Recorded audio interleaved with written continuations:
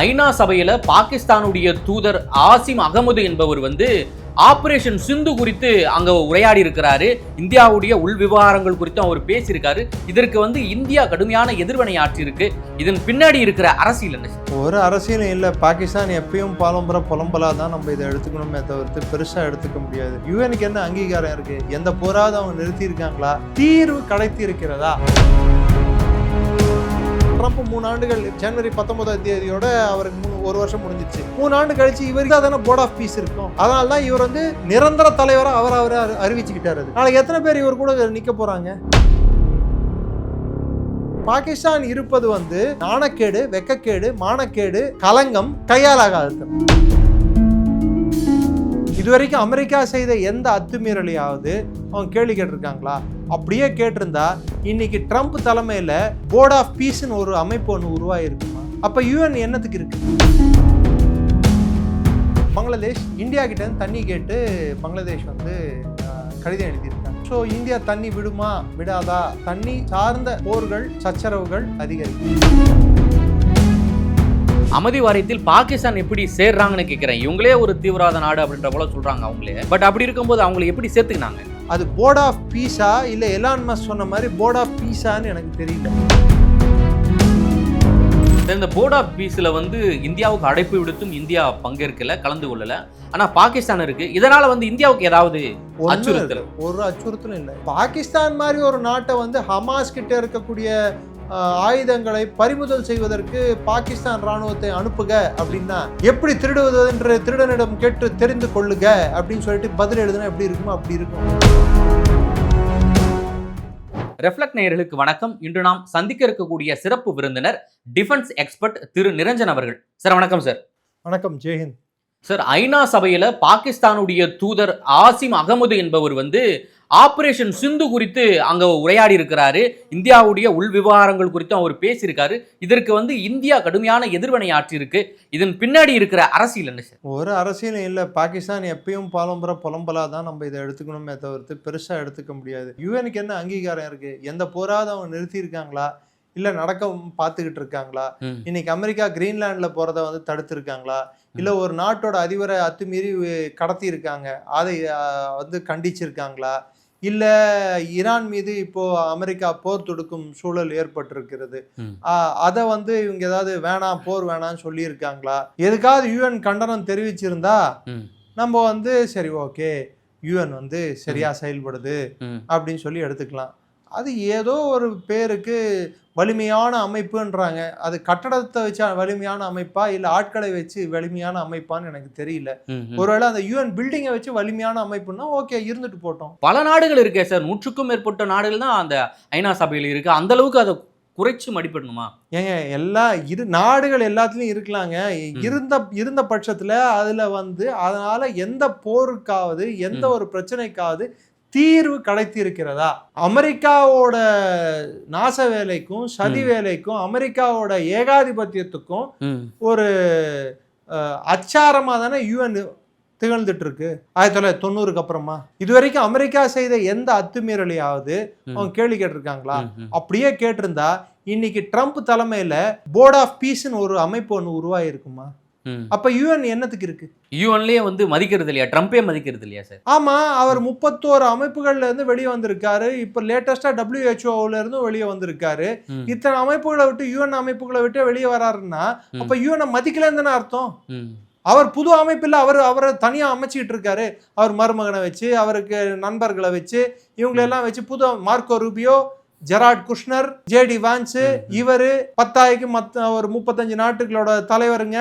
3 வருஷத்துக்கு அதுக்கு பணம் கொடுக்க தேவையில்லை. 3வது வருஷத்துல $1 பில்லியன் அதுக்கு டெபாசிட் கட்டணும். அப்போ யுஎனுக்கு இருக்கிற அங்கீகாரம் என்ன?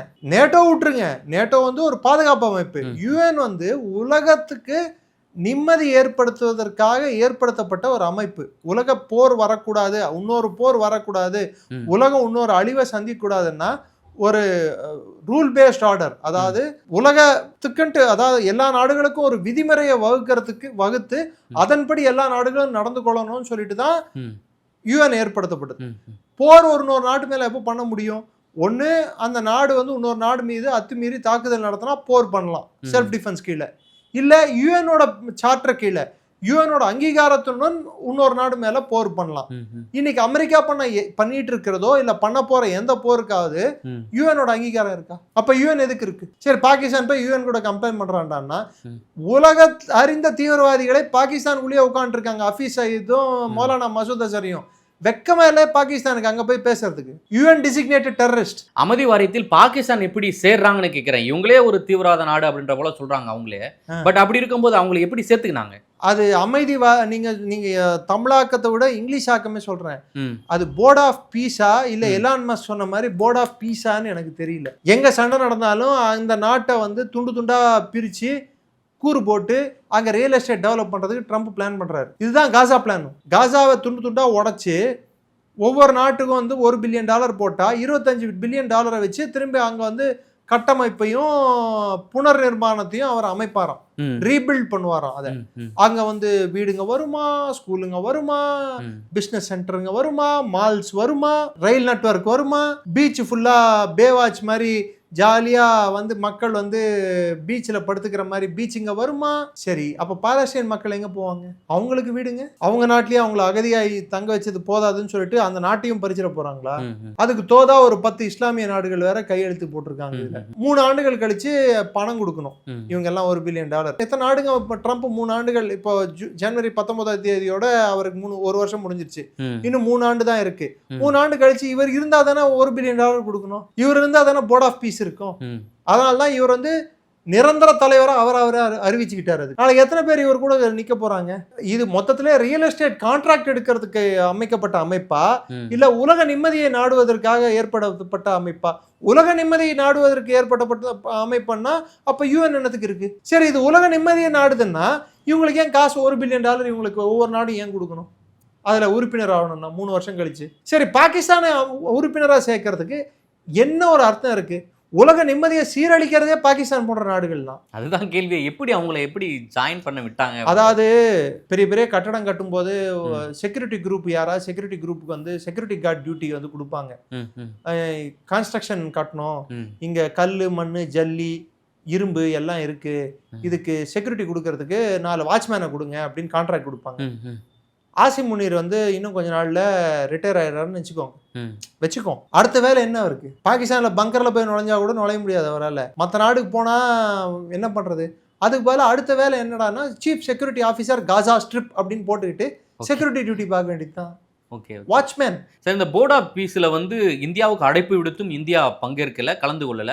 ஆனா பாகிஸ்தான் இருக்கு. இதனால வந்து இந்தியாவுக்கு ஏதாவது ஒரு அச்சுறுத்தலும் இல்லை. இப்ப பிரான்ஸ் கூட தான் கலந்து கொள்ளல, பிரிட்டன் கூட தான் பங்கேற்கல, சைனா கூட தான் கலந்து கொள்ளல, ஏன் ரஷ்யா கூட தான் கலந்து கொள்ளல. ரஷ்யாவுக்கு இன்னும் கிட்டலாம் சொன்னாங்க, என்னோட பணத்தை ஃப்ரீஸ் பண்ணி வச்சிருக்கேன்ல, அதுலேருந்து $1 பில்லியன் ரிலீஸ் பண்ணு, அப்புறம் பார்க்கலாம் அப்படின்னாங்க. காசா வந்து அது பாலஸ்தீன் மக்களுக்கான ஒரு பகுதி.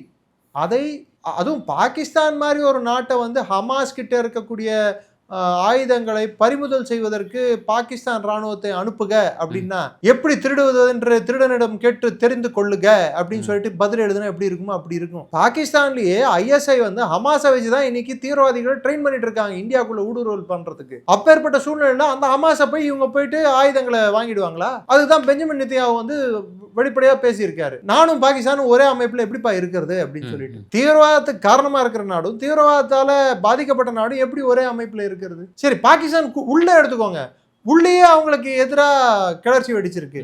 எப்படா நீ போயிட்டு இஸ்ரேல் கூட ஒன்று சேர்ந்துப்பேன்னு சொல்லிட்டு. ஸோ பாகிஸ்தான் இருப்பது வந்து இது கிட்டத்தட்ட ஒரு நாணக்கேடு, வெக்கக்கேடு, மானக்கேடு, கலங்கம், கையாலாகாது.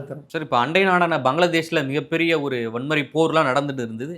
இதற்கிடையில வந்து தேர்தல் தேதியும் அறிவிச்சிருந்தாங்க. எப்படி சார் அங்க தேர்தல் இருக்கும், நடக்குமா? ரீசெண்டா நடந்த கருத்து கணிப்புப்படி 34.7% என்னவோ BNP பங்களாதேஷ் நேஷனல் பார்ட்டிக்கு வந்து வாக்குகள் வரக்கூடும் என்றும் 33.6% வாக்குகள் ஜமாத்தே இஸ்லாமி கட்சிக்கு வரக்கூடும் என்றும் தெரிவிக்கின்றன. அதாவது 1% தான் வித்தியாசம். அடுத்து NCP சுயேட்சைகள்னா யாருன்னு பார்த்தீங்கன்னா அடிப்படையாக ஷேக் ஹசீனாவோட கட்சி. ஏன்னா கட்சி அவாமி லீகை வந்து பேன் பண்ணிட்டதுனால சுயேட்சைகளாக தான் அவங்க நிற்கக்கூடும். ஸோ அடுத்த கட்சி NCP நேஷனல் சிட்டிசன்ஸ் பார்ட்டி, அது யூனிஸோட கட்சி.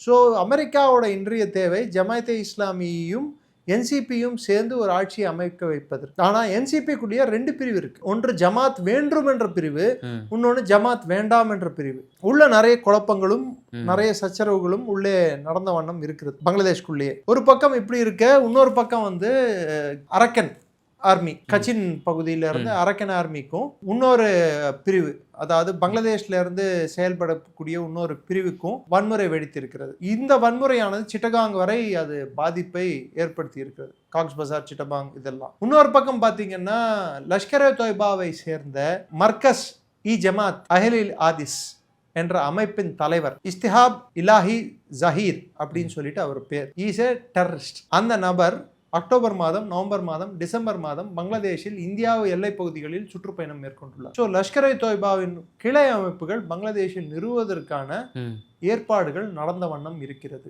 அங்க பங்களாதேஷோட கிளை, அதாவது பிரான்ச் ஓபன் பண்ண போறாங்க. பேங்க்குக்கு தான் பிரான்ச், டெரரிசம்க்கு எல்லாமா பிரான்ச்னு கேட்காதீங்க.